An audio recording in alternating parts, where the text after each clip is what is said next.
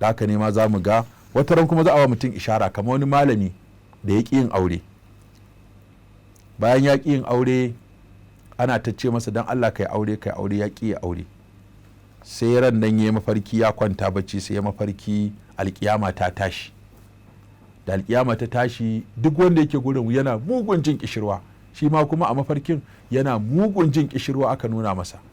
Sai ga wasu yara sun taho da kofuna da kuma butoci na ruwa suna bin layi suna, sai ka ga yarinya ta zo sai ta zuba ruwa a kofi sai ta miƙa mutum ya sha. A sai ce ta tun daga yara suna ba da ruwa ni ma wataƙila za su bani.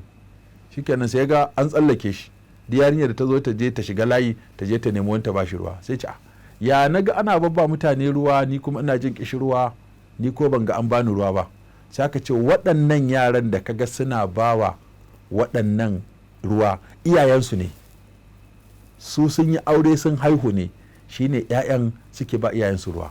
Kai ko baka ma yi auren ba balle ka haihu, shi aka baka cikin kishirwarka.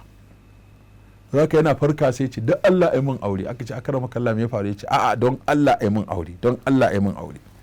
Ce wallahi mafarki yayi cewa alkiyama ta tashi yana jin kishirwa ga yara suna raba ruwa amma shi sun hana shi. To kaga wannan ishara ce aka yi masa akan wato wannan abin da yake yi, cewa wato ko kuma kyamar da yake nunawa aure ya kamata ya gyara.